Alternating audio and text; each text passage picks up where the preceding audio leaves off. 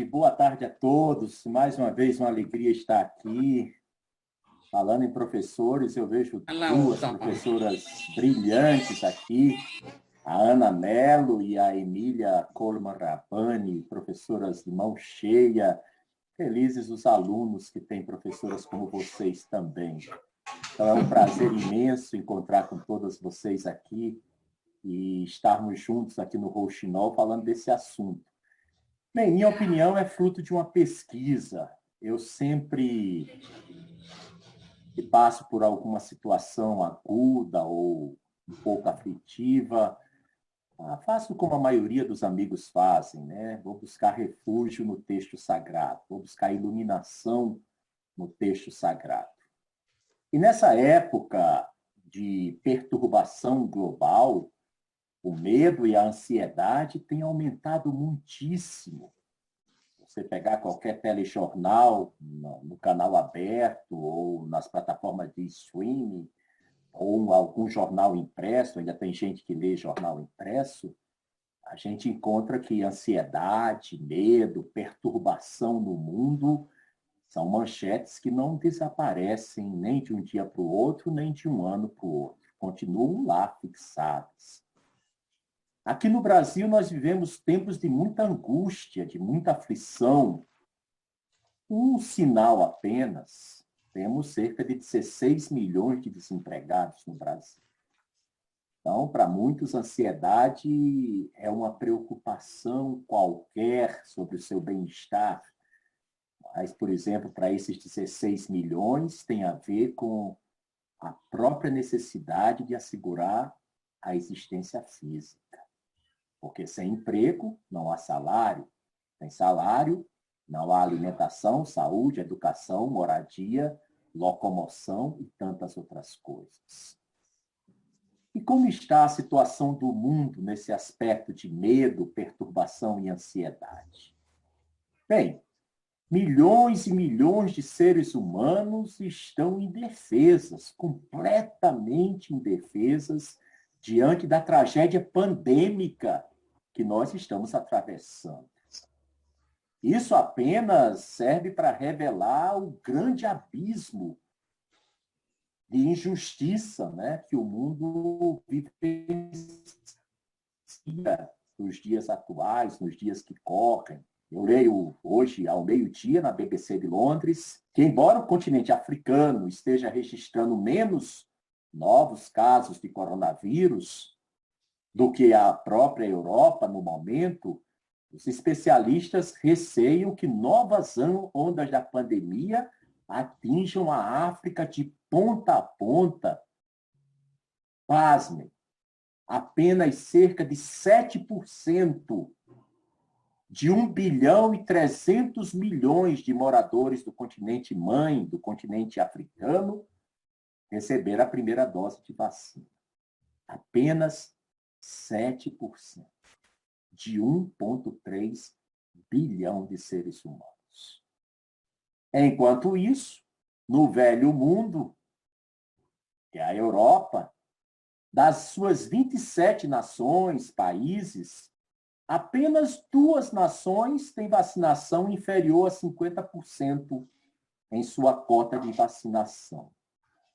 Isso mostra já, assim, uma grande disparidade, uma situação para deixar todos, assim, envergonhados. A verdade é essa, envergonhados com a situação de tamanha injustiça, até de perversidade de uns seres humanos em detrimento de outros, de uns países em relação a outros, de um continente em relação a outros.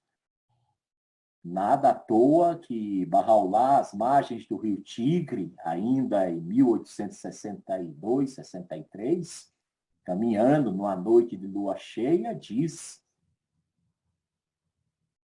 a coisa mais amada dentre todas as coisas é a justiça. Não a abandoneis, se és que me deseja.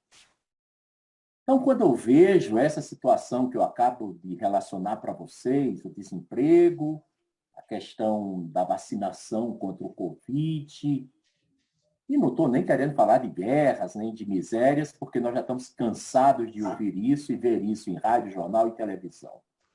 Mas são apenas sinais de que é como se a humanidade apostasse de novo em fazer ouvidos moucos e surdos à mensagem de Deus. Porque ele mesmo revela: se me desejas, irás querer a justiça, mas se não me desejas, te afastarás da justiça. Por isso, a justiça é a mais amada de todas as coisas. Bem, meus queridos amigos e amigas, a ideia de ansiedade, de medo, é uma ideia antiga, acompanha o ser humano. Mulher gestante, a maior parte aqui das mulheres, estou vendo que grande maioria já tiveram essa bênção de serem mães, são as educadoras das gerações presentes e futuras. Aqueles 9 meses, em média, né, do nascimento, é uma preocupação. Primeiro, se o parto vai ser conduzido tudo muito bem, com muita tranquilidade, com serenidade, sem atropelos, sem ser prematuros, nem muito retardados. Se no dia do parto tudo estará preparado, seja a doula que vai fazer o parto em casa, seja o hospital, seja o obstetra ou a obstetra, a médica, enfim. São 9 meses que também criam preocupação. Mas preocupação é diferente de ansiedade. Por exemplo, eu posso ter preocupação como é que vai ser o dia de amanhã, mas isso é muito longe de dizer eu estou ansioso pelo dia de amanhã. A Bíblia trata disso. Como a Bíblia são milhares de páginas, né? Tanto que criaram até o papel que é chamado papel Bíblia, que é aquela folha muito fininha para poder caber tudo num volume razoável que alguém possa segurar na mão. Então, desde 1492, quando o primeiro livro da história da humanidade foi impressa por Gutenberg, 1492, logo em seguida, com a evolução do manuseio do papel, se criou o que nós conhecemos como papel Bíblia. Nós temos até um livro de orações barrais que é em papel Bíblia, ele é um menorzinho, porque ele cabe uma quantidade imensa de páginas, de folhas, porque a gramatura é muito pequena, e ele é quase também transparente. Então, a Bíblia tem muitos textos que tratam de perturbação, de preocupação, de medo e também de ansiedade. No Evangelho de Mateus, no capítulo 6, Mateus diz que Deus é a nossa provisão. Já no capítulo 28, o próprio Mateus diz que Deus é o nosso descanso, a nossa serenidade. Os salmos de Davi, muito conhecidos, eu vou citar apenas o 94 e o 121. No Salmo 94 de Davi, no Antigo Testamento, diz que Deus é o consolo que traz alívio à alma. No 121, que Deus é o nosso socorro em tempo de angústia e ansiedade. Bem, tem muita coisa. Interessante uma brevíssima história, né? Rendendo uma homenagem à sua santidade Jesus Cristo, né? Que o Novo Testamento e o Antigo Testamento é que formam o que nós conhecemos como Bíblia Sagrada. No capítulo de Mateus, número 8, é relatado que os discípulos de Jesus Cristo viveram momentos de grande ansiedade e de muita preocupação quando eles estavam dentro de um barco no Mar da Galileia. Naquele momento que começou uma grande tempestade, Jesus estava dormindo. E os discípulos ficaram atônitos, com medo, ficaram desassossegados e perguntaram ao seu mestre: salva-nos, Jesus, senão nós vamos todos morrer agora com essas ondas. E Jesus se dirigiu a eles e disse: homens de pouca fé. Logo, se levantou e repreendeu o mar. E então o mar se acalmou. É uma história tão curta, tão bonita, mas é um momento que mostra a ansiedade, a extrema preocupação, né? E a lição que Jesus dá, né? Homens de pouca fé. E ele se dirige ao próprio mal, no caso, a inexistência do bem, nas palavras de Abdu'l-Bahá, na inexistência da calma do mar. Aquela tempestade, ele manda a tempestade se acalmar, o mar se acalmar, e é o que acontece. Então, em justa posição, de forma mais empírica, podemos dizer que Jesus foi o contrário de seus discípulos. Enquanto aqueles tinham muito pouca fé, e foram até repreendidos na hora, não deixou nem passar a tempestade, e repreendeu logo na hora, na lata, Jesus também mostrou que ele era o símbolo maior da fé em movimento. Meus queridos, se nós passarmos por nossa vida diária sem pensarmos nos efeitos do medo e da ansiedade, e mesmo pequeninos incidentes que podem desencadear na gente uma resposta emocional exagerada, isso sempre é algo surpreendente. Mas o medo, como dissemos, não é novo na experiência humana. Já existem muitas formas atemporais de reduzir os níveis de medo e de ansiedade, e essas respostas estão e são colhidas nos ensinamentos do passado, nas experiências do passado. Bem, nessa breve apresentação, eu tive o prazer de ser convidado pelo Grupo Rouxinol, e foi bom porque eu pude vasculhar os livros, né, buscar a guia, e fazer isso de uma leitura diagonal, procurando nos livros sagrados do passado também, mas o foco hoje vai ser nas escrituras sagradas Bahais, nos ensinamentos da fé Bahai, por ser a mais nova manifestação de Deus à humanidade, 177 anos apenas, e ainda relativamente bem pouco conhecida em relação às suas irmãs como etapas religiosas. A ansiedade, no dicionário, tem muitas definições, né, chamada de aflição, de angústia, de perturbação de espírito, que é causada pela incerteza. Tomem nota, incerteza. Qual é um livro-chave da revelação de Bahá'u'lláh? O livro da certeza. Quem sofre com transtornos de ansiedade geralmente se vê tomado por pensamentos negativos. Sabe aquelas pessoas que hoje em dia o linguajar chama de pessoas tóxicas? Você está falando de flores, a pessoa está falando do acidente que testemunhou, com o corpo todo quebrado na rua. Você está falando de amor e a pessoa está falando dos impropérios e vexames que a pessoa despejou em cima dela e ela não tinha nem culpa, passou ali por acaso. Então, muitas dessas pessoas que sofrem de ansiedade, elas são dominadas por pensamentos negativos. A história do copo, metade cheio, metade vazio, os negativistas só olham o lado vazio. Ah, mas não tem quase nada nesse copo. O otimista diz, nossa, que coisa boa, metade do copo está cheio, eu sou muito sortudo, que coisa boa. Bem, essas pessoas que são tomadas pela ansiedade, elas acreditam que algo ruim está sempre para acontecer. Se nós tivéssemos alguma pessoa aqui negativa aqui nessa reunião online, né, seria aquela pessoa que está dizendo, quando terminar essa live, vai cair um toró, eu vou pegar o meu carro e os 4 pneus estarão furados. Quer dizer, a negatividade em pessoa. E quando chegar em casa, está faltando energia no meu bairro. E por aí vai, né? Então, as pessoas da ansiedade, elas são chegadas a desconfiar do futuro como mensageira de coisa ruim, de notícia ruim. Como eu não sei e eu não conheço, com certeza algo de muito mal está para acontecer.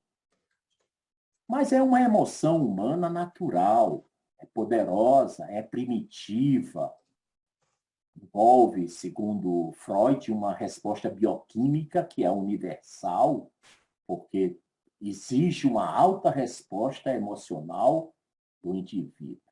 Parece grego ou aramaico que eu estou falando, mas a ansiedade nos alerta sobre a presença de perigo, sobre a ameaça de dano, sendo que esse perigo pode ser tanto físico como pode ser psicológico, uma criação mental, um negócio da nossa cabeça.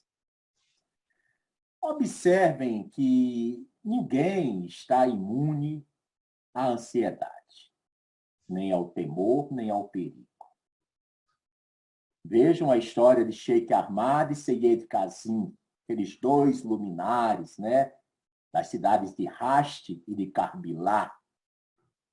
Esses dois luminares que vêm antes do abençoado Bab, em Shiraz, eles tinham determinado uma série de sinais da revelação do Bab, tinham mostrado uma grande preocupação, eles tinham mostrado uma certa ansiedade de que eles poderiam realmente vir a reconhecer o prometido. E isso eles passaram para o seu, talvez, mais dileto discípulo, Mullah Hussein Bushrui, que viria a ser a porta da porta. E aquela viagem toda de Mullah Hussein até Shiraz, para culminar na madrugada do 23 de maio de 1844, certamente foi uma viagem marcada por preocupação e ansiedade. Mas a fé de Mullah Hussein não diminuiu, continuou. Ele lembrou até do rastro de luz que Seyyed Kazim viu sobre o colo dele. Ele começou a pensar em coisas elevadas, espirituais, e Mullah Hussein começou a pisar na terra da certeza, afugentando o medo e o perigo das incertezas. Nós podemos reduzir o controle de nossa ansiedade olhando para nossos medos como se fossem os gritos de um bebê desmamado do leite de sua mãe. Então imaginem a cena, a mãe amamentando sua belíssima criança, maravilhosa, tomando os nutrientes, se alimentando do seio materno. A ansiedade é aquele momento em que a mãe diz: você já mamou muito, já tá bom, vamos parar. Tira lá do peito da mãe e o bebê começa a gritar e começa a chorar. Isso é um dos exemplos que a gente encontra na psicologia e se reflete como a questão da ansiedade, que a ansiedade, muitas vezes, é esse medo de perder aquela sua zona de conforto. Vejamos o que Bahá'u'lláh diz, João Davi, no Seleção dos Escritos. Os temores e a agitação e a revelação desta lei provoca no coração dos homens devem, de fato, ser comparados aos gritos do bebê desmamado do leite de sua mãe, se você é um daqueles que percebe. Vocês imaginaram que eu falei do bebê sendo desmamado como uma ideia maluca que apareceu? Não é. Está lá no Seleção dos Escritos. É a metáfora que Bahá'u'lláh usa. Então, algo para a gente pensar nessa noite. Deus conhece nossa fragilidade, sabe que ficamos ansiosos. Mas, Fátima, Deus pede para nós entregarmos, querido Hélio, esse nosso cálice de ansiedade a Ele próprio, para que Ele abençoe. É como se Deus dissesse que tudo que Ele criou é dele, inclusive nossas preocupações e nossas ansiedades. Aquela velha história zen budista, uma folha não voa de uma árvore sem que tenha recebido a aprovação de Deus. O chamado efeito borboleta, do final dos anos 90 para cá, que a física quântica celebra, uma coisa na rua de Xangai pode impactar uma coisa no bairro Ugulange de Curitiba, e o negócio de Xangai para Ugulange é bem longe. Mas a gente sabe que Deus conhece a nossa fragilidade, sabe que nós ficamos ansiosos, mas Deus sempre pede que a gente entregue esse cálice de preocupações para Ele. Queridos amigos e amigas, isto é fé. Não é à toa que as religiões mundiais, a única que tem a virtude da fé no próprio nome é a fé Bahá'í. Você se refere a cristianismo, islamismo, budismo, mas é muito raro alguém, a fé cristã, a fé islâmica, a não ser quando está falando no coletivo, no genérico. Mas ninguém fala a Bahá'í, todo mundo fala a fé Bahá'í. The Bahá'í Faith sempre tem sido assim.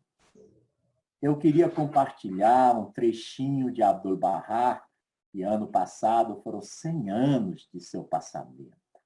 Olha a meiguice, a ternura, quando meu coração fica muito agitado, quando eu encontro uma pessoa muito carrancuda, uma pessoa que tinha tudo para me amar, mas não me ama. Eu penso nessas palavras de Abdu'l-Bahá, que ele recebia a todos como seus filhos, não discriminava ninguém. A gente até se comove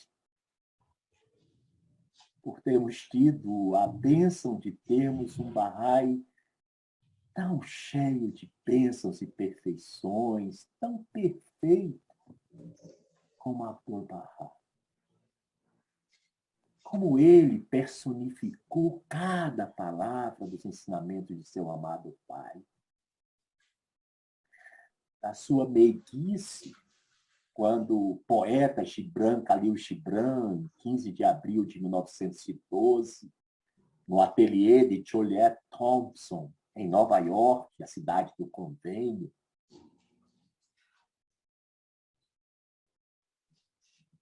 quando Gibran Khalil Gibran diz: mestre, eu quero muito escrever um livro sobre tua vida. E a humildade de Abdu'l-Bahá lhe respondendo de imediato: não escreva sobre mim, escreva sobre meu pai, o profeta. Nós todos, como Bahá'ís, temos que nos lembrar das histórias de Abdu'l-Bahá como se fossem histórias para as nossas próprias vidas. Nós não estamos no palco, nós estamos nos bastidores. O palco é para a manifestação divina, os atributos de Deus em movimento e em ação. É esse mesmo terno, amoroso Abdu'l-Bahá que escreve: esses amigos estão perfeitamente apaixonados por tua proximidade. Eles deram seus corações pela beleza de tua face. São devotados ao teu rei e são intoxicados pelo vinho da fé. No cumprimento do convênio, levam eles nas mãos o cálice da ansiedade, necessitando de tua benevolência e ansiando pelas bênçãos celestiais. Meus amados, queridos irmãos, minhas amigas tão queridas, revejam essa frase. Como é que ele se refere, como é que Abdu'l-Bahá se refere a gente? Eles somos nós, é o povo de Bahá. Eles deram seus corações pela beleza de tua face. São devotados ao teu reino e são intoxicados pelo vinho da crença. No cumprimento do convênio, levam nas mãos o cálice da ansiedade. Imagina, Abdu'l-Bahá, imagina cada um de nós com nossas preocupações dentro de um cálice, se dirigindo a ele para levar até a sua presença. Este, meu Senhor, são as minhas preocupações. É o meu medo do futuro, é a minha preocupação com a aposentadoria, é o medo com a educação dos meus filhos, é a preocupação com o faturamento da minha empresa, é o medo de não conseguir ter anticorpos para debelar o contágio do Covid-19, é a preocupação se meu filho conseguirá se formar. Esse cálice, meu Senhor, está a minha preocupação se eu terei dinheiro para pagar o aluguel de minha casa, e fazer o supermercado, e comprar os medicamentos do meu marido. Abdu'l-Bahá diz que nós somos aqueles que enchemos o cálice de ansiedade e levamos até ele.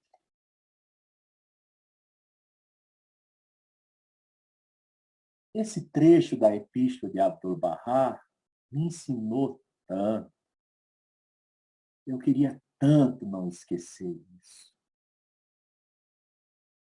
Porque cada palavra de Abdu'l-Bahá, de Bahá'u'lláh, de Jesus Cristo, de Muhammad, eles têm um poder muito profundo se nós meditarmos sobre ela.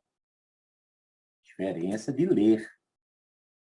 A pessoa ler é bacana, é como passar o perfume Polo, o Dio, o Aramis, o Kouros, o Malbec, passa o perfume. Aquele perfume desaparece em poucos minutos o aroma, mas quando medita, aquele perfume não sai mais. Ele fica dentro da sua alma.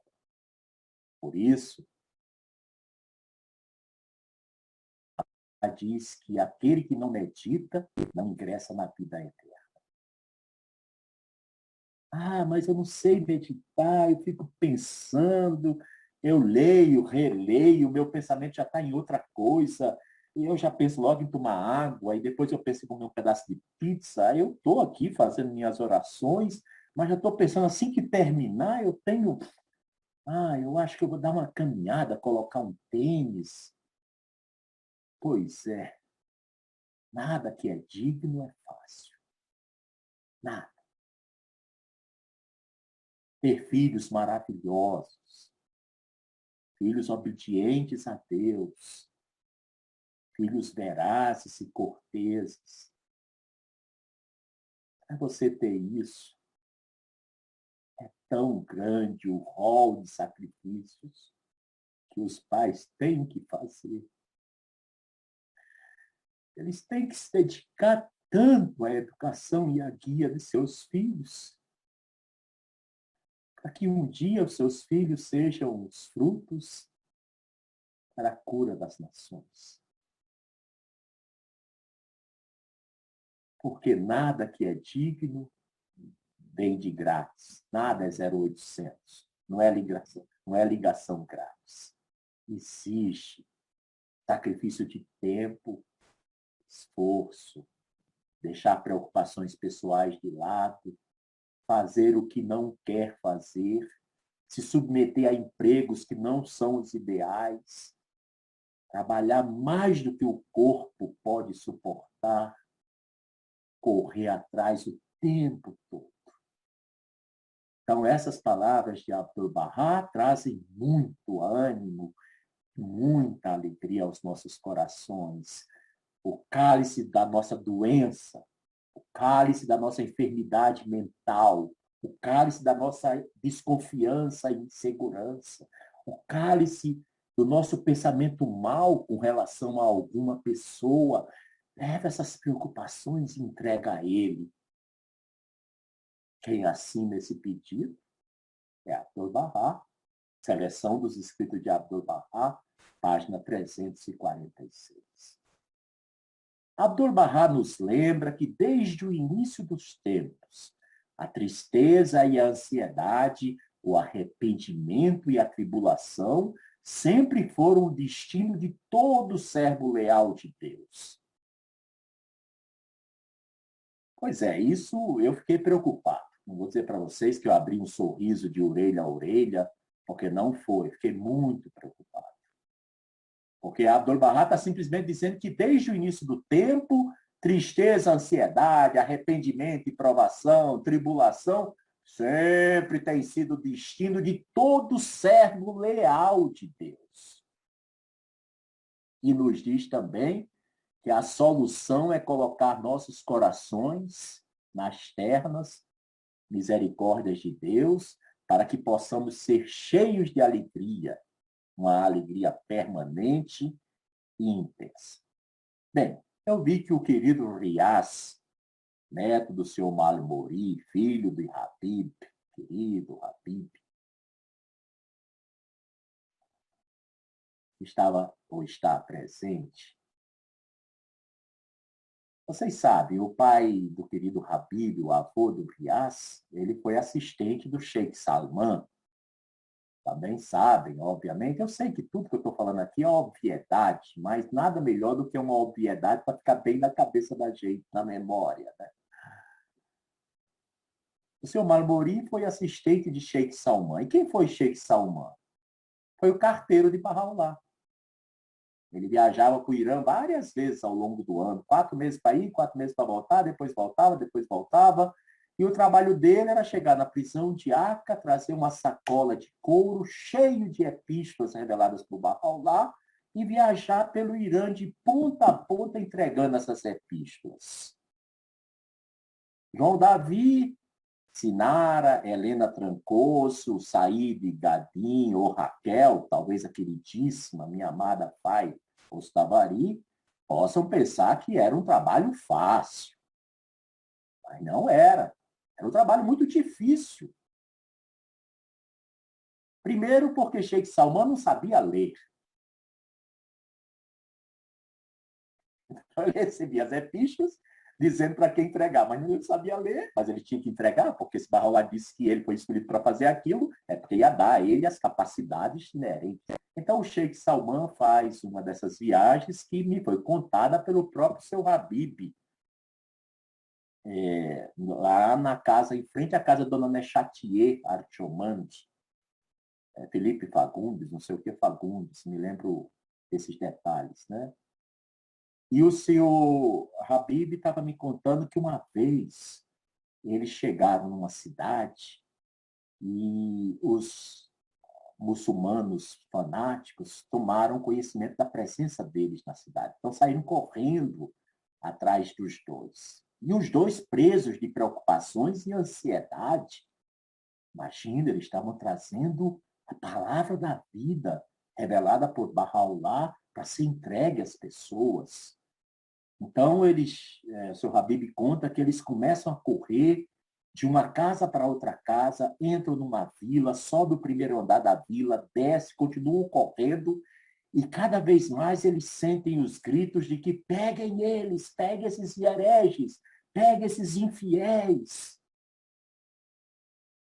De repente, eles se veem cercados e escutam o grito da turba, da multidão enfurecida para pegá-los e, obviamente, martirizá-los, né, assassiná-los. E eles ficam desesperados. Então, os dois decidem algo no meio dessa preocupação imensa, dessa ansiedade, que eu acho inédito. Eles decidem que a sacola com as epístolas da abençoada beleza não deveriam cair nas mãos dos inimigos. Então, um deles pega uma cebola, corta a cebola em fatias e os dois comem todas as epístolas. é aquilo que não passa por uma mente racional, você não consegue imaginar a situação, mas você consegue imaginar as doses de ansiedade, de preocupação, de tumulto em que ele se encontrava. O querido seu Habib, enquanto Dona Farouk me diz, Tom, venha, vamos já comer o cucu, já está na mesa. Mal sabia, Dona Farouk, que eu não gosto de cucu, mas na casa dos outros a cortesia tem que chegar primeiro, né? Na verdade, ela descobriu no 20º dia que eu era hóspede, o Tom não gosta de nada que é verde. É o que ela fala. Não é bem assim, mas é quase assim. Eu fui criado no Nordeste, onde não era muito comum o bom hábito alimentar das verduras e dos legumes, vem tudo do sul, o preço era muito caro, então a gente era mais farinha, farofa, mandioca, tubérculos, essas coisas mais de raízes, não de folhagens. Bem, o seu Habib, então, me conta, enquanto Dona Farouk me chama, que eles decidem continuar a viagem sem as epístolas. E eles visitam as casas um por um e pasmem. Sheikh Salman conta o que foi que Bahá'u'lláh havia revelado na epístola para cada um deles. Está nas memórias do avô do querido Riaz Saheb-Zadeh. Bem, eu queria compartilhar com vocês um trecho de uma epístola de Abdu'l-Bahá. Adivinha para quem? Helena já está tentando imaginar, Janete, Marco Oliveira está doido para saber para quem que Abdu'l-Bahá mandou essa epístola. Erwin, Fernando, Palmira, Lalê. Eu cito, às vezes, o nome de vocês, já devem ter notado, que é com medo que vocês estejam dormindo. Aí vocês aproveitam e acordam, né? Todo mundo, quando está disperso e escuta o nome, opa, estão chamando meu nome, fica todo mundo naquele desespero, né?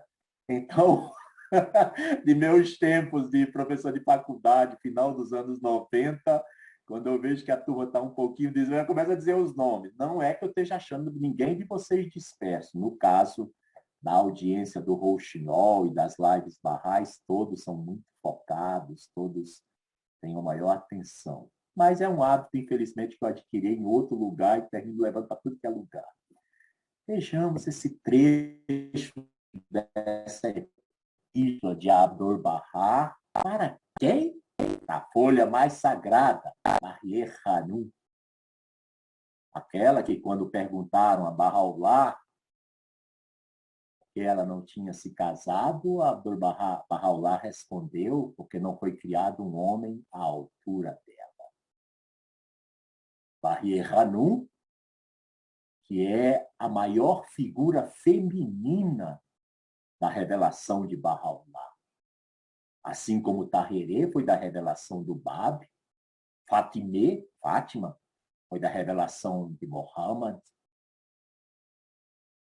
Maria a Virgem, Maria Madalena, da revelação de Cristo, Sara, da revelação mosaica, Bahir Hanum, é o maior emblema feminino, a posição mais elevada de seu sexo na história da revelação de Bahá'u'lláh.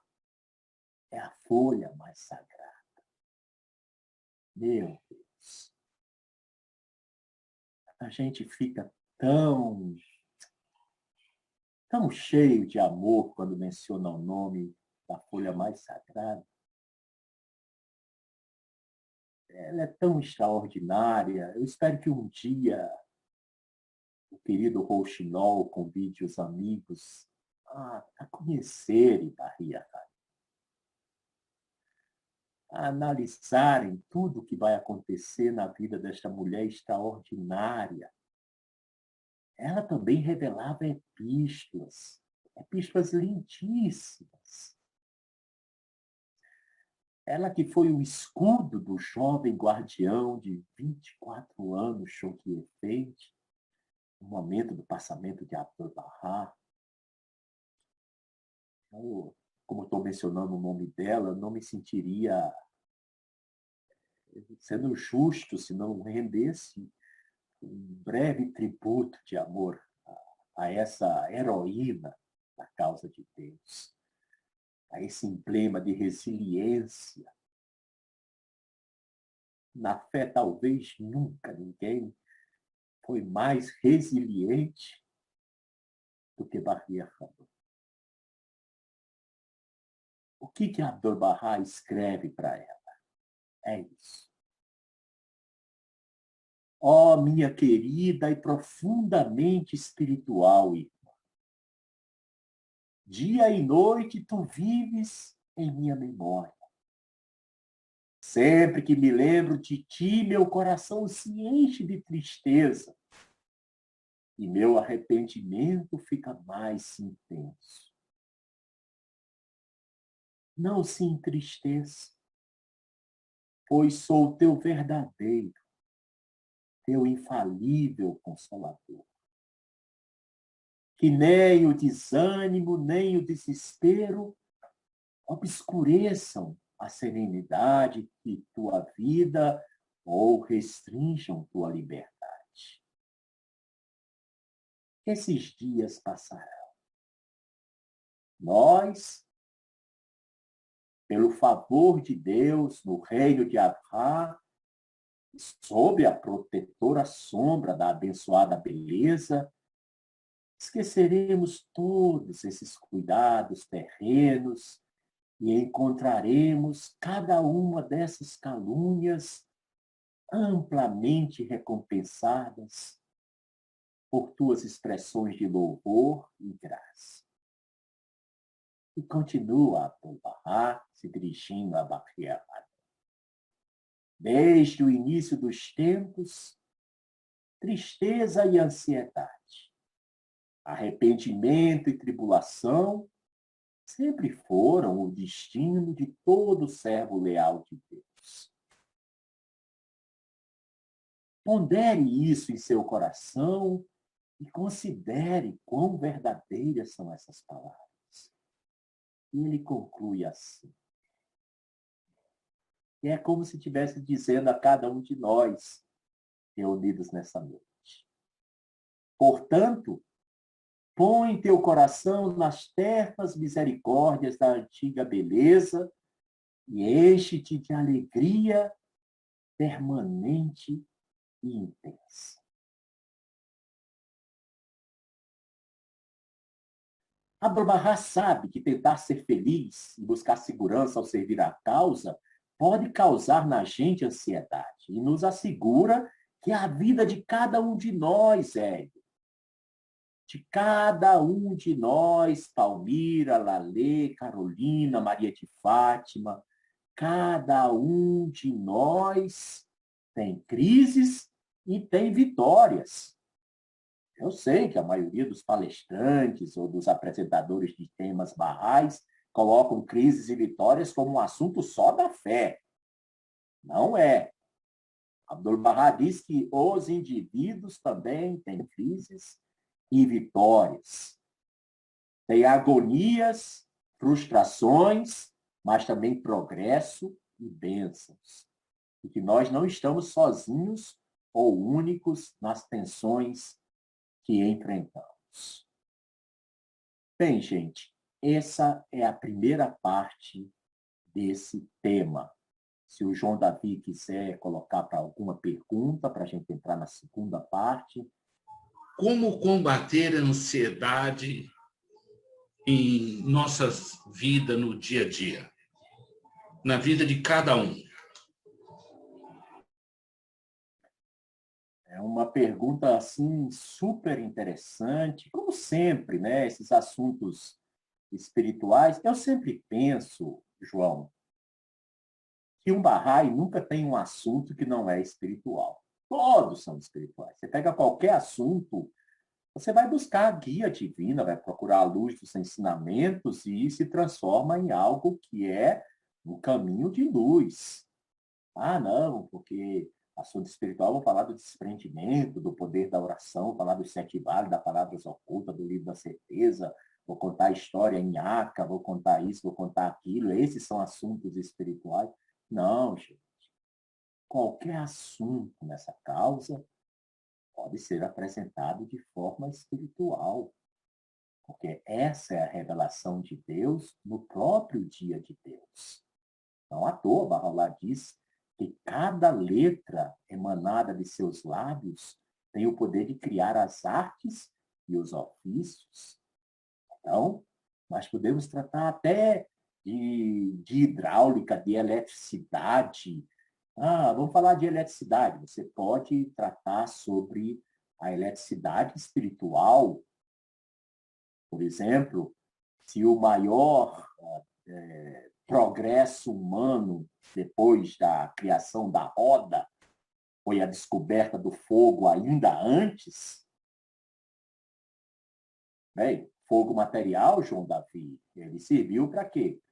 Primeiro, para nos alimentar com o fogo, as pedras se batendo, a faísca surgindo, o fogo pegando no arbusto.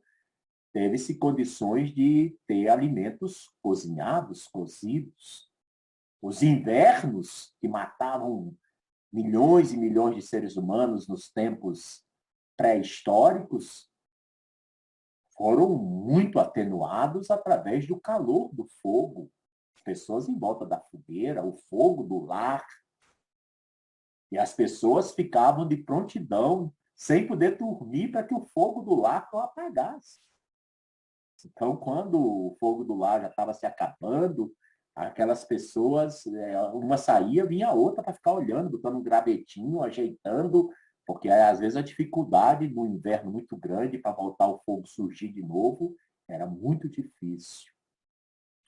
A pergunta, então, que eu coloco para vocês é que se o fogo material criou um impacto tão grande na história do progresso humano, queridos amigos, qual será o impacto com a descoberta do fogo do amor de Deus? Que abrasa as almas, que aquece os corações, que derrete a frieza e a maldade, que ilumina os vãos escuros do ego. Quão grande será o progresso da humanidade e da criação quando descobrirem o poder do fogo do amor de Deus. Como vemos, tudo pode ter uma perspectiva espiritual. Então, essa questão que o João Davi coloca sobre como a gente pode trabalhar a questão da ansiedade, eu parto da primeira premissa. Todos os educadores eternos, eles reforçaram sempre a regra de ouro, que é a oração, a meditação, o serviço à humanidade e o desenvolvimento das virtudes. Não tem escapatória. Se você quiser progredir espiritualmente, se você quiser cumprir aquilo que nós lemos todo dia na oração curta obrigatória, fomos criados para amar e adorar a Deus. Amar e adorar a Deus, servir à humanidade, tem que passar por oração, meditação, serviço à humanidade, não é serviço só aos Bahá'ís, serviço à humanidade. E desenvolvimento das virtudes. Por exemplo, a pessoa que é muito desconfiada, ela tem que desenvolver a virtude da confiança. Tem que confiar nos outros. A pessoa que vê nos outros sempre más intenções, ela tem que purificar o coração e imaginar que a pessoa pode ter uma boa intenção. A pessoa que vê maldade em todos tem que ter um olhar de perfeição. Né? Assim a gente vai vendo que o impaciente tem que desenvolver a paciência. Aquela pessoa que é pós, PhD, PhD do PhD, quase o professor de Deus, de tanta importância que é, para desenvolver a humildade pode ser a coisa mais difícil. Porque quanto mais conhecimento você tem que estar subindo ao mesmo tempo na escada da humildade. Senão esse negócio não vai dar certo. O que você pensa que é bom é o início da queda lá na frente. Então, na fé Bahá'í, os ensinamentos Bahá'ís, como a gente vê, eles se fundam na justiça e na paz. Os ensinamentos Bahá'ís tratam disso, né? Especificamente, respondendo à questão feita pelo querido João, os conselhos de Bahá'u'lláh sobre como diminuir o medo e a ansiedade são encontrados em vários de seus escritos. Tem um que eu aprecio, amo muito especificamente. Está nos Quatro Vales. É aquele compêndio místico que Bahá'u'lláh revelou depois dos Sete Vales. Bahá'u'lláh nos Quatro Vales diz essa frase: o amor é uma luz que nunca habita um coração possuído pela ansiedade e o medo. Eu vou repetir.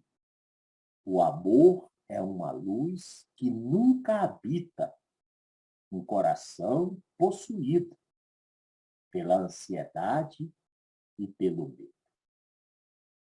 Quando nós nos concentramos em demonstrar amor, é muito pouco provável que a gente tenha medo de algo. Porque o amor não produz ansiedade, nem medo. O amor produz na gente sensação de segurança e de proteção. Imagine uma situação, você está no departamento pedagógico, tratando de uma grade curricular, e chega um professor com 7 pedras na mão, te acusando disso, te acusando daquilo, e reclamando que você deu folga assim, folga assada, que a avaliação 1 foi diferente da avaliação 2, enfim, problemas do dia a dia, por exemplo, de um estabelecimento de ensino. E você nota que aquilo tudo é uma forma de tentar te desqualificar, seja por qual fosse o motivo. Mas se você tem amor, se você transmite amor naquela situação, você se sente seguro e protegido. E o mal do agressor cessa assim como se fosse água em cima do fogo. Porque as pessoas que vêm preparadas para jogar pedras, elas ficam muito desconcertadas quando quem recebe pedra entrega flores. Dá um olhar afetuoso, diz uma palavra gentil, fala que você está com razão pelo seu ponto de vista, o ângulo que você falou, sem dúvida eu posso não ter pensado, e por aí vai. Então, as situações em que as pessoas se sentem dominadas pela ansiedade, até mesmo pequenos gestos de amor podem ser algo transformador. Eu me lembro de uma mulher cuja história, Emília, tinha uma experiência de quase morte. E que nessa experiência dela, como se ela estivesse no momento da morte, tivesse o espírito se abandonando o seu corpo, né? Tem um ramo da ciência que estuda essas experiências de quase morte, né? EQM, que eles chamam em português. Essa mulher lembrava que o ato mais significativo dela tinha sido oferecer um copo de água a um menino portador de deficiência física, que estava perto dela, sentado, desolado e sozinho e muito desanimado.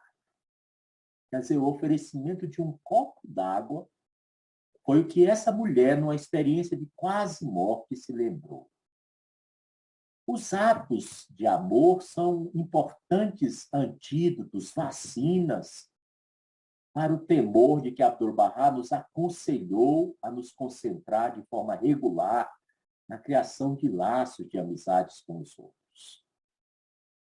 O outro antídoto, a outra vacina, né, o reforço da vacina, é Bahá'u'lláh que nos diz, ele diz que é a prática da coragem.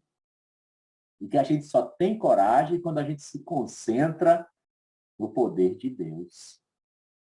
É Bahá'u'lláh que está dizendo. Não é à toa que, em palavras de sabedoria, todos vocês devem recordar, ele diz: a fonte da coragem e do poder está na promoção da palavra de Deus. A fonte da coragem e do poder.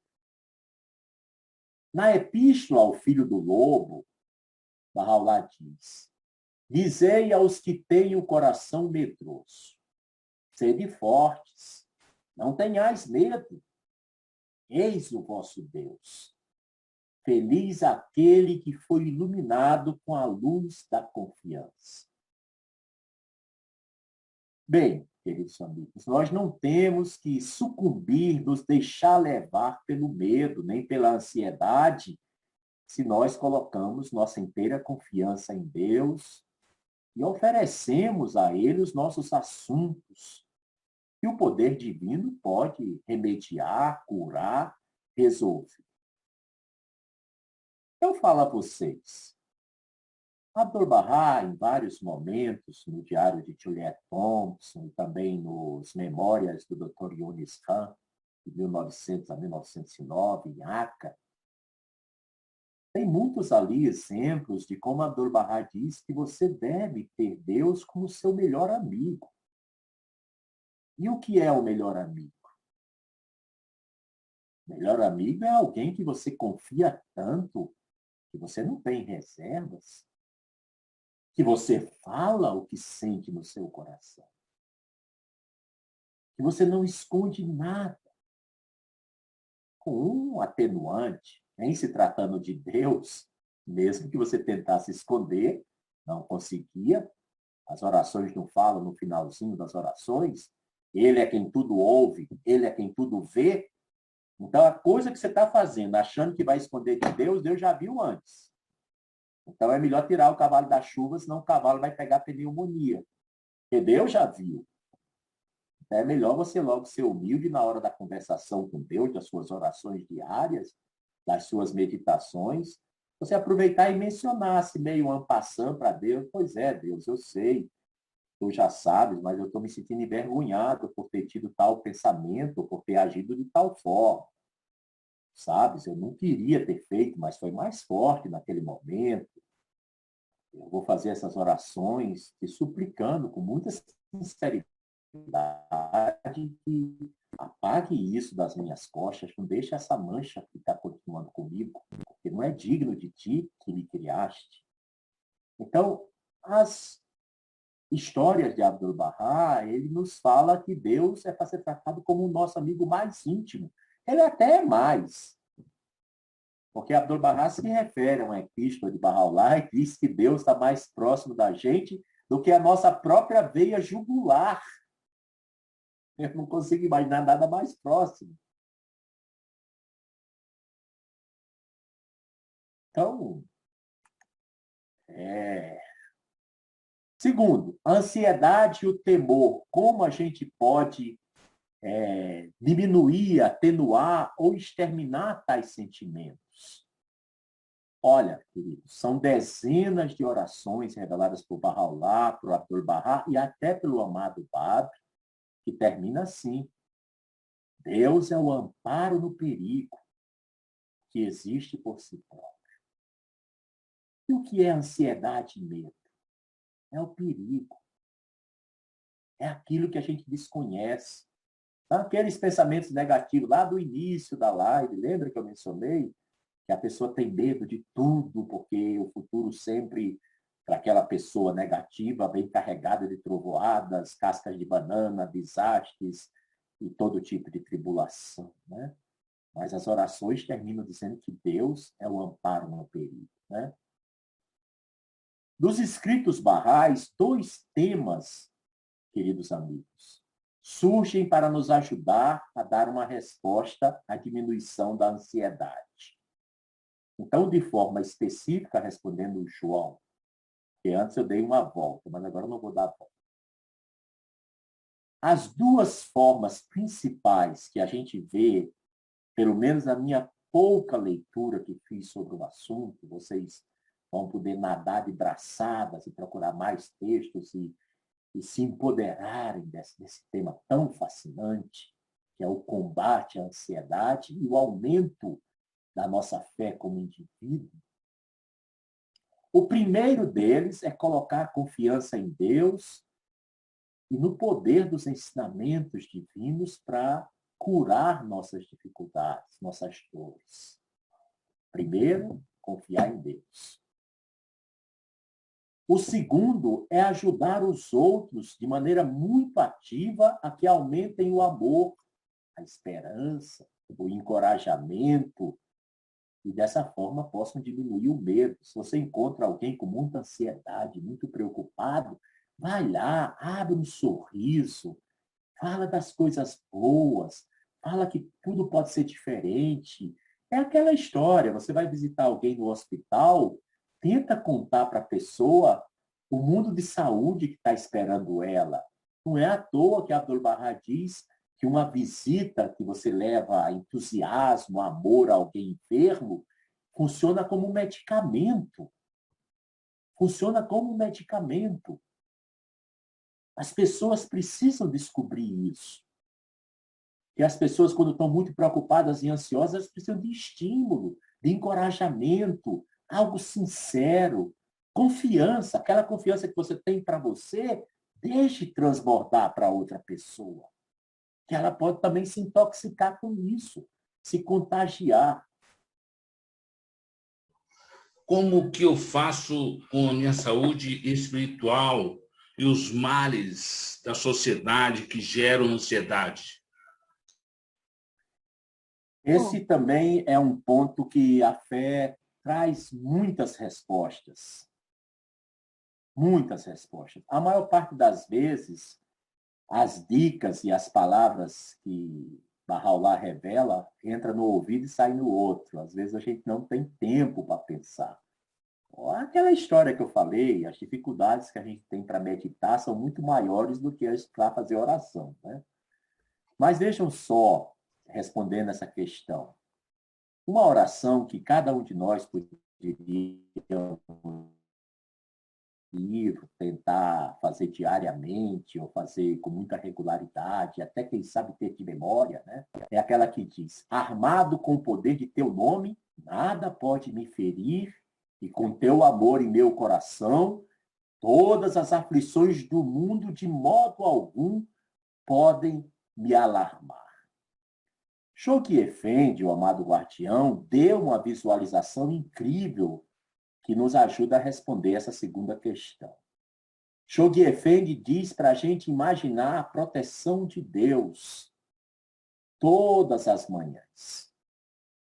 Que a gente deve imaginar que estamos vestindo a armadura do amor de Deus, afivelando, colocando o cinto firmemente o escudo de seu poderoso convênio, montado no corcel da firmeza, que é o cavalo da firmeza. E Shoghi Effendi diz: erguendo a lança da palavra do Senhor dos Exércitos, com inquestionável confiança em suas promessas para melhor provisão para a sua jornada.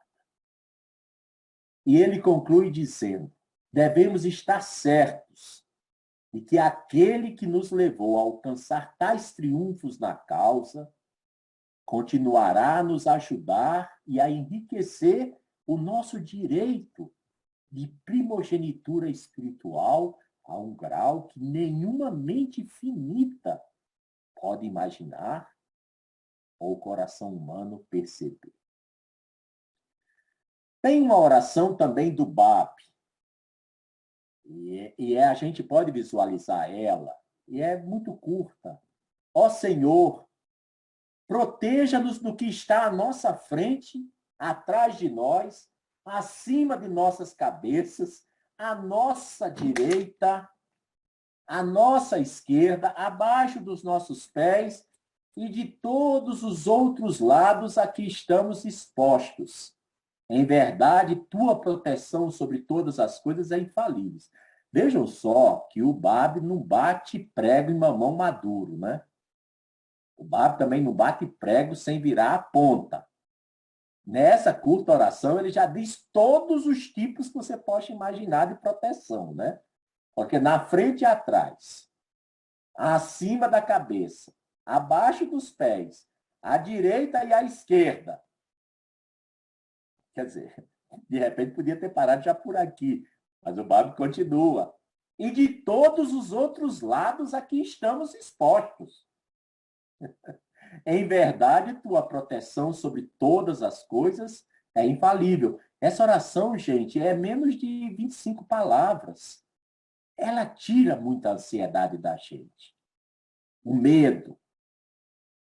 Bem, agora eu vou dar para vocês um presente que eu guardei para esse momento para o Grupo Rouxinol. É de uma carta da Casa Universal de Justiça de 1985. Uma carta pouco conhecida. O tema da carta da casa é tratando do abuso infantil, da psicologia e do conhecimento de si mesmo.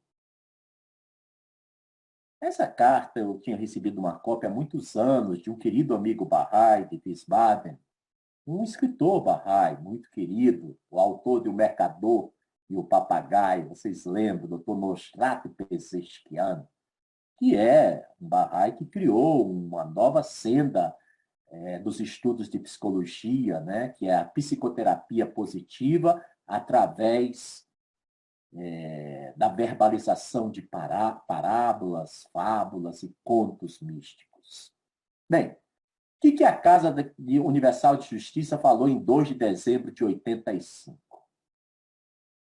Ela escreveu: em uma de suas epístolas, Abdu'l-Bahá disse: se você busca imunidade da influência das forças do mundo contingente, preste atenção, como diz os mineiros, preste atenção, que é a mesma coisa que preste atenção, preste atenção.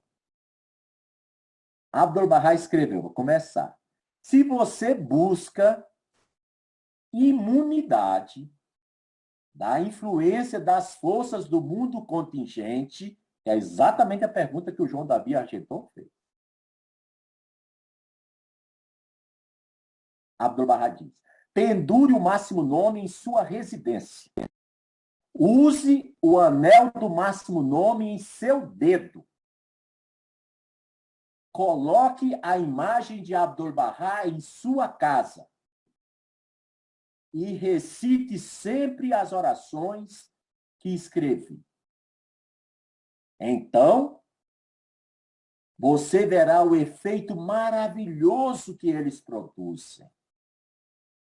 Essas assim chamadas forças provarão ser apenas ilusões e serão exterminadas e apagadas.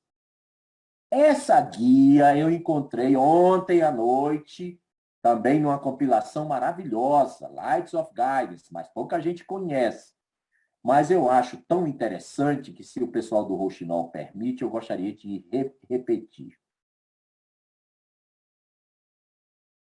Em uma de suas epístolas, Abdu'l-Bahá escreveu: se você busca a imunidade da influência das forças do mundo contingente, pendure o máximo nome em sua residência, use o anel do máximo nome em seu dedo, coloque a imagem de Abdu'l-Bahá em sua casa e recite sempre as orações que escreve.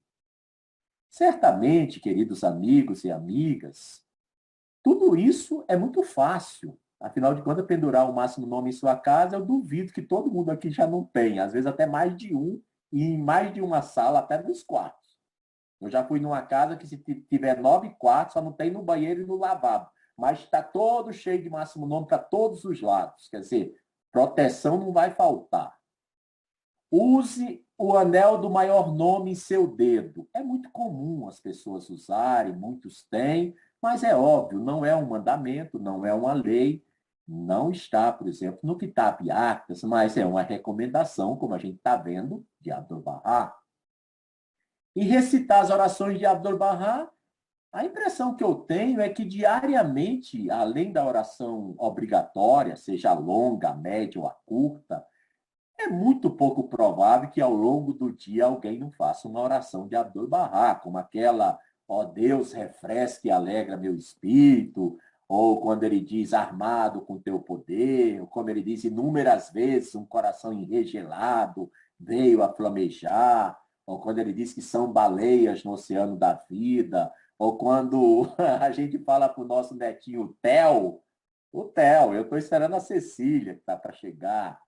A gente diz: ó Deus, guia-me, protege, me ilumina a lâmpada do meu coração e faz de mim uma estrela brilhante. Oração de Abdul-Bahá. Então, recitar a oração de Abdul-Bahá ainda tem a do jovem. Faze deste jovem iluminado e deste fraco um forte. Concede-lhe conhecimentos.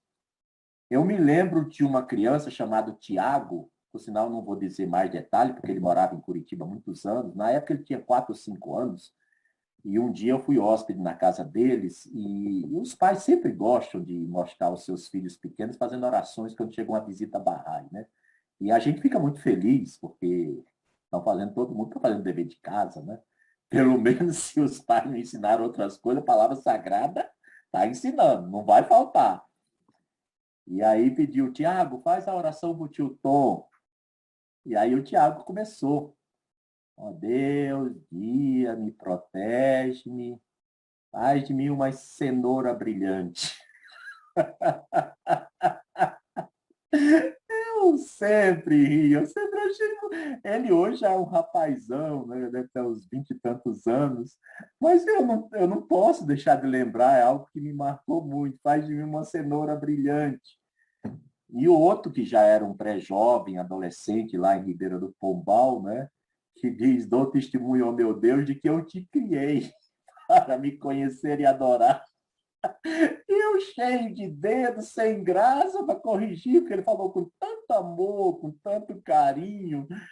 Mas eu me lembro que eu consultei com o Sérgio e disse: Sérgio, ele fez a oração tão bonita e pelo jeito ele decorou tão bem, é uma maldade corrigir.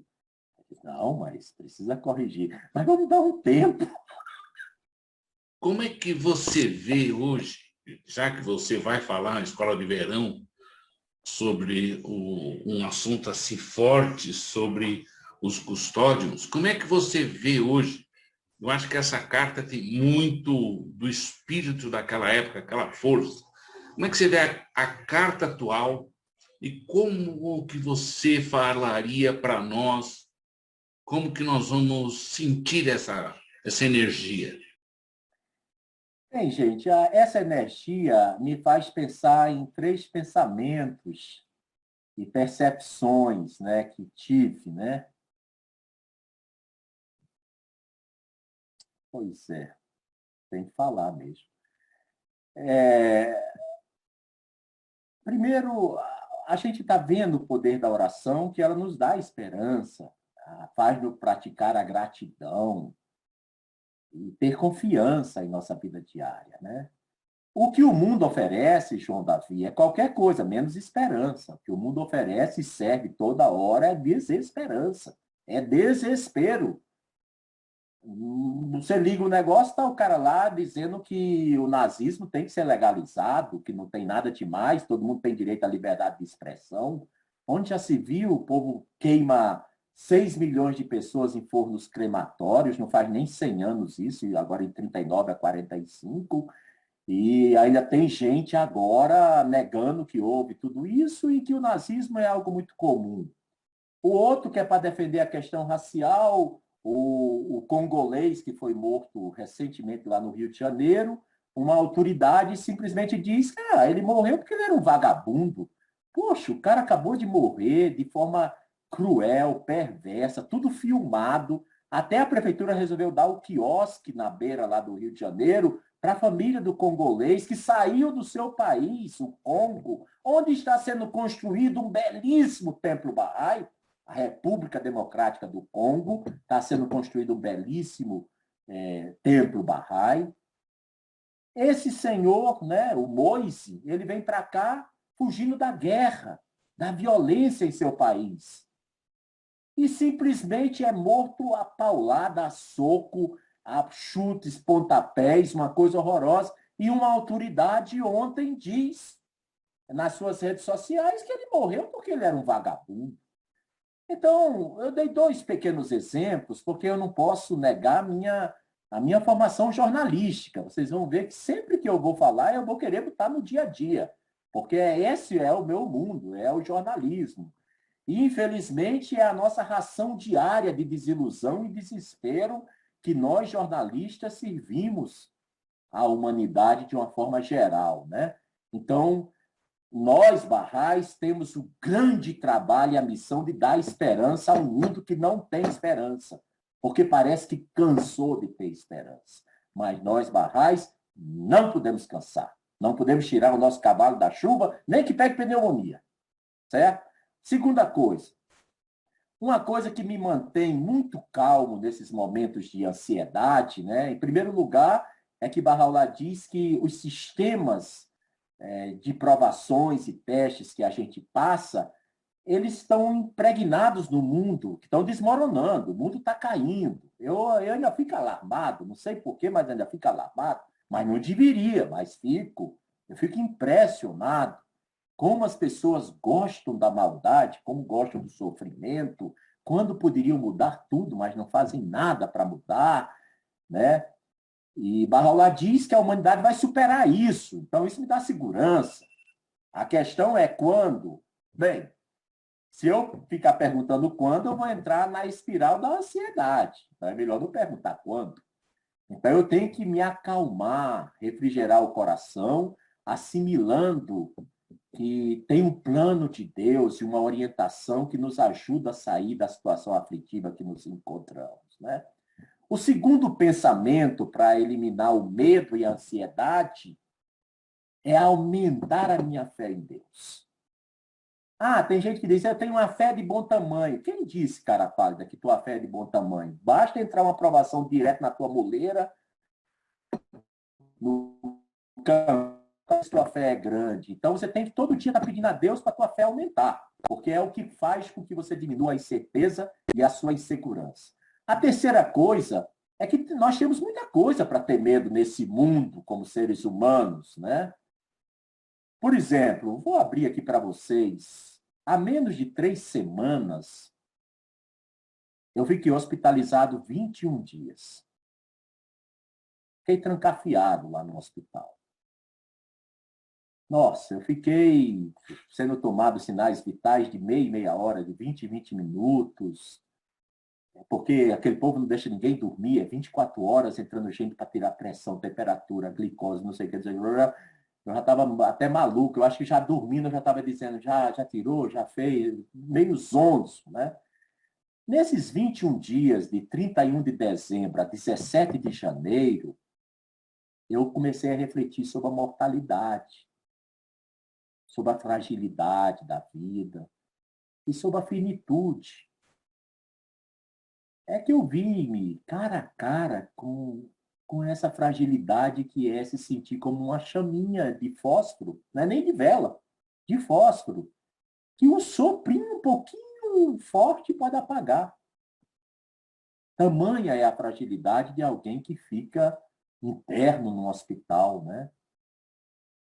E eu lembro que durante os dias lágrimas corriam de minhas faces. Eu acho que eu nunca chorei tanto na minha vida, né? Em todas as vezes eu balbuciava o nome de meu Senhor.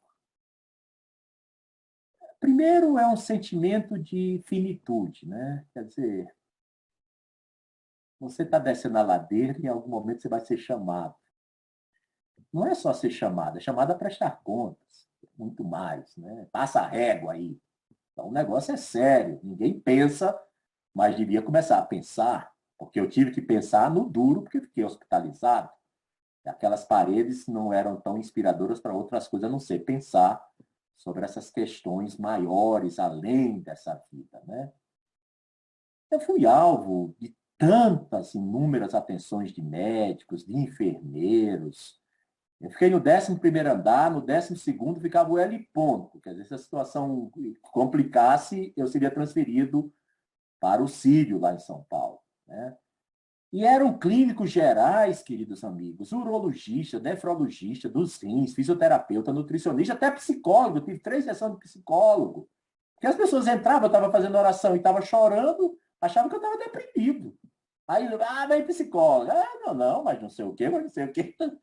Minha senhora, não é isso que a senhora está pensando. E eu comecei a pensar comigo quanta gente que sofre, se vê privada nesse mundo tão injusto, cheio de misérias, desses cuidados médicos. Se vêem privadas, nem todo mundo teve esses cuidados que tive. Mas ali, com os olhos marejados, agradeci a Deus. Agradeci uma e muitas vezes por cada gesto, cada força, cada delicadeza em relação a esse humilde ser. E qual teria sido a grande lição desses 21 dias, respondendo à terceira questão de João Davi Archilton, esposo de Janete, avô do Theo e do pequenininho que eu não lembro o nome? A grande lição desses 21 dias foi a confirmação ao vivo e a cores e em tempo real que a oração e o estudo dos escritos é a única coisa que nos oferece consolo e esperança em qualquer momento difícil.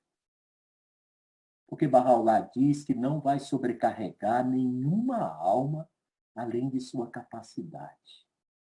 Eu ficava com isso na cabeça, ele não vai sobrecarregar nenhuma alma dessa fragilidade. Teve até um momento que eu fiquei gracejando com Deus, com o meu Criador, com o meu bem-amado, né? Por favor, meu Criador, não subestime a força que me deste. Eu fiquei pensando, Deus está achando que ele me deu essa força toda, eu não estou segurando a onda. Está difícil. Não subestime. E aí eu ficava rindo comigo e imaginava que Deus também estava rindo comigo, né? Então eu percebi que nos testes, Bahá'u'lláh nos ajuda a moldar para colher virtudes espirituais. E eu quero concluir isso com esse texto, com essa resposta da mão da Casa de Deus, Dr. Mohajer, 1978, lá na Bahia. Ele disse ao meu irmão de alma, o inesquecível Sérgio Couto, o seguinte: não fique alarmado quando você estiver no meio de muitas provações. Quanto mais fortes forem suas provações, Sérgio, maior é a força com que Deus te chama para vir a Ele, para conversar com Ele. Então, eu concluo só para dizer para vocês que foi muito interessante, depois desses pensamentos, né? E no 17º dia, não veio só o clínico geral me dar alta, veio uma equipe de 5 profissionais que ensaiaram um jogral para me dar alta, porque todos os finais de tarde a gente tinha um pequeno ensaio lá no apartamento para falar desses assuntos, né? E eles queriam que a notícia boa da cura, de que estava resolvido o problema, fosse dado pela equipe médica, não por um. Isso me tranquilizou e eu vi o tamanho da delicadeza de Deus.